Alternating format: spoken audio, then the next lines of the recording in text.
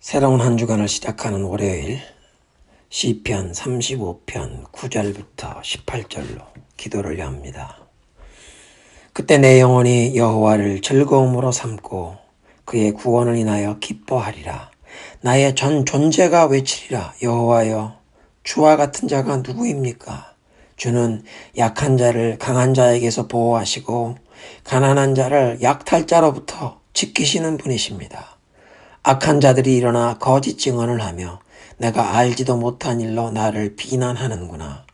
그들이 나에게 선을 악으로 갚으니 내 영혼이 낙심하여 죽을 지경이라.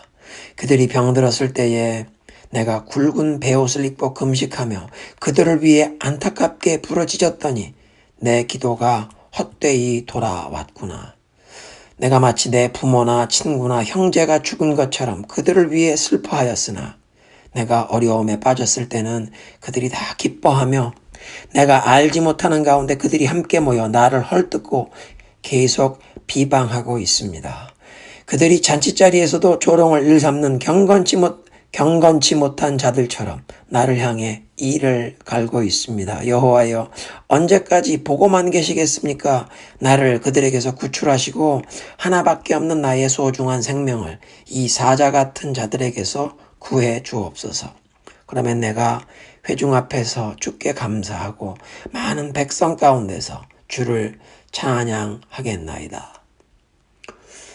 변치 않는 인자하심과 신실하심으로 우리를 품으시고 우리의 부르짖는 기도에 귀를 기울이시는 하나님을 찬양합니다.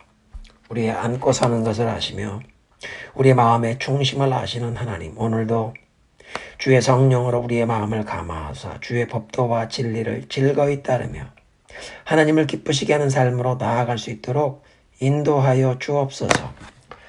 사람들을 믿었다가 실망하게 될 때에도 오직 신실하신 하나님만 바라보며 우리를 신원하여 주실 하나님께 모든 결과를 맡기고 우리의 마음에 원망이나 미움이 뿌리내리지 않고 오직 하나님의 선하심을 기대하며 계속 선을 행하며 살아갈 능력을 부어 주옵소서.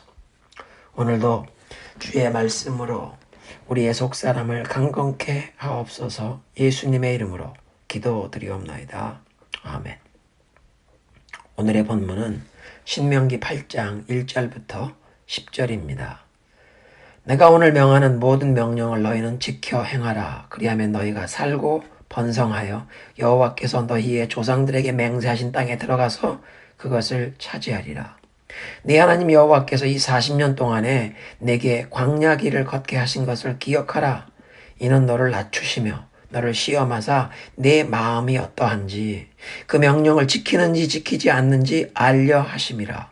너를 낮추시며 너를 줄이게 하시며 또 너도 알지 못하며 네 조상들도 알지 못하던 만나를 내게 먹이신 것은 사람이 떡으로만 사는 것이 아니요 여호와의 입으로 나오는 모든 말씀으로 사는 줄을 네가 알게 하려 하심이니라. 이 40년 동안에 내 의복이 헤어지지 아니하였고 내 발이 부르트지 아니하였느니라.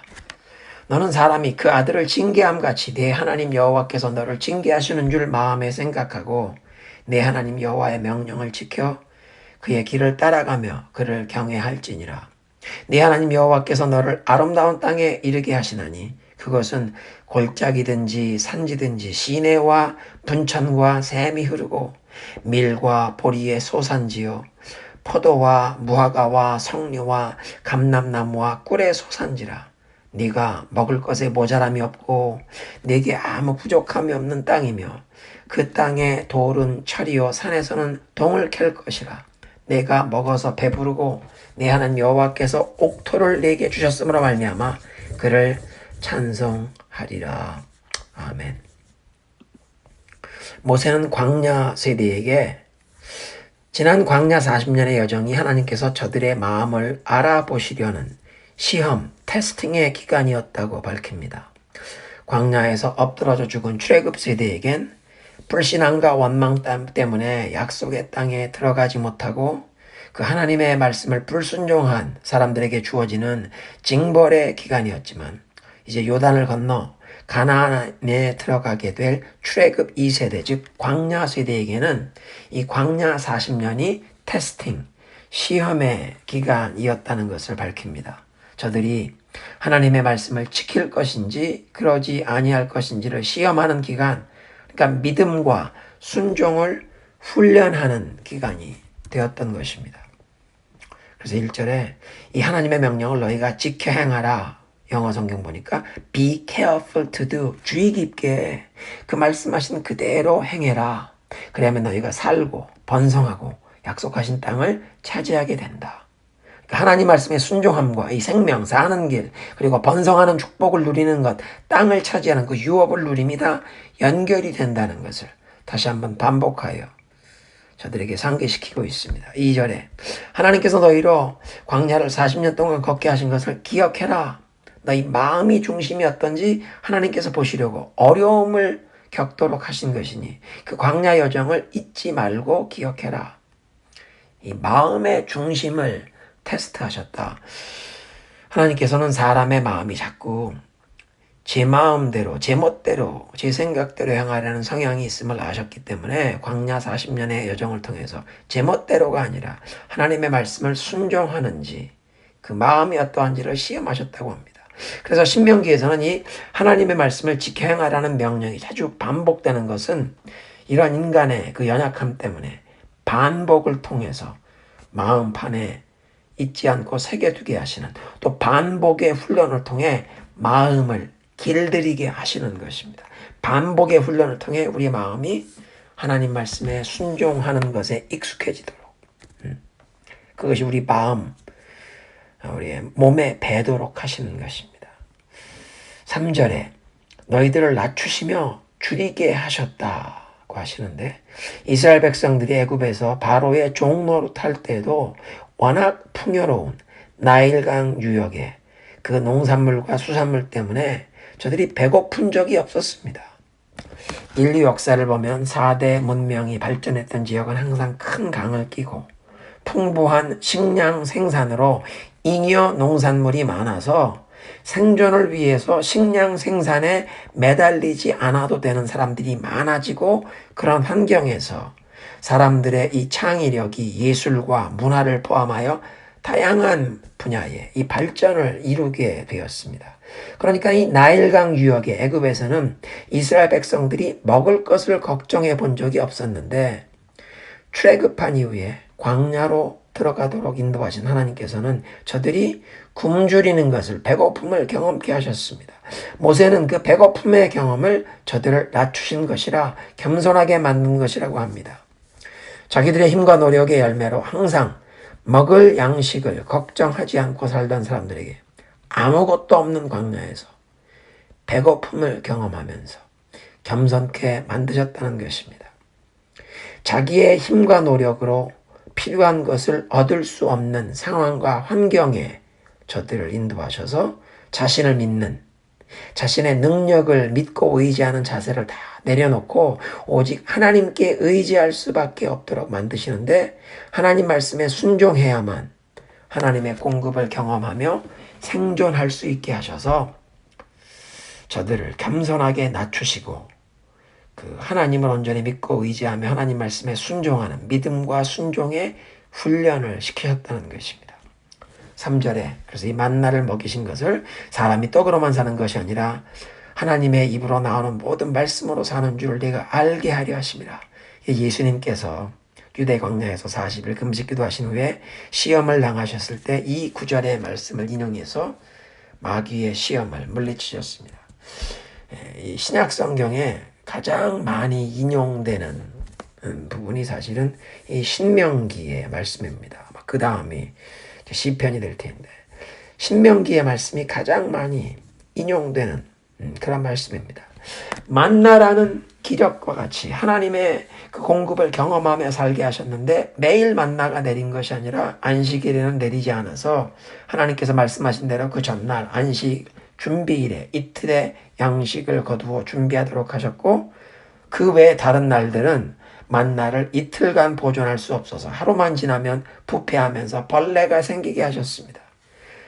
그러니까 하나님 말씀에 절대 순종함을 훈련시키는 것이 매일매일 아침마다 나가서 만나를 거둠을 통해서 말씀에 순종해야 산다는 것을 가르치셨다는 것입니다. 4절의 말씀을 보면 광야 40년 동안 만나를 내려 양식을 공급하신 것뿐만 아니라 의복이 헤어지지 않고 발이 부르트지 아니했다는 말씀을 통해 하나님의 택하신 백성의 삶의 모든 필요를 하나님께서 공급하시고 또 저들을 보호하셨음을 깨닫게 하십니다. 광야 여정과 같은 우리 이민자들의 삶에도 하나님께서 우리의 모든 필요에 진정한 공급자가 되시고 우리의 보호자가 되시는 줄로 믿습니다.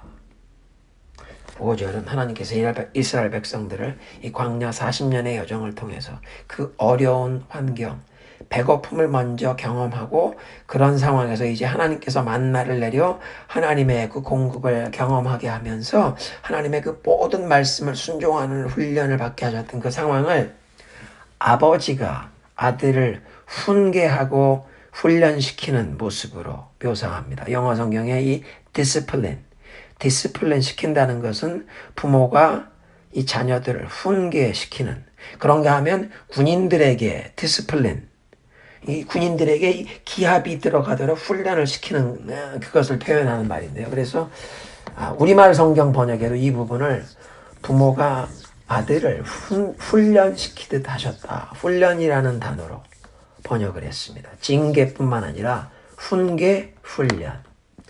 그런데 아들을 훈계하며 훈련시키는 아버지의 마음에는 그 아들이 잘 되라고 아들을 향한 사랑 때문에 꼭 필요한 훈계도 하고 훈련을 시키는 것입니다. 뿐만 아니라 사랑하는 자녀에게 가장 좋은 것을 아낌없이 주려는 것이 그 아들을 훈계하고 훈련시키는 아버지의 마음입니다. 모세는 이스라엘 백성에게 하나님을 그렇게 선하심과 사랑으로 자녀를 대하시는 아버지로 지금 소개하는 것입니다. 그래서 7절부터 9절은 앞으로 요단을 건너 들어가 차지하게 될 땅이 얼마나 아름다운 땅인지 풍요롭고 좋은 땅인지를 묘사하고 있습니다.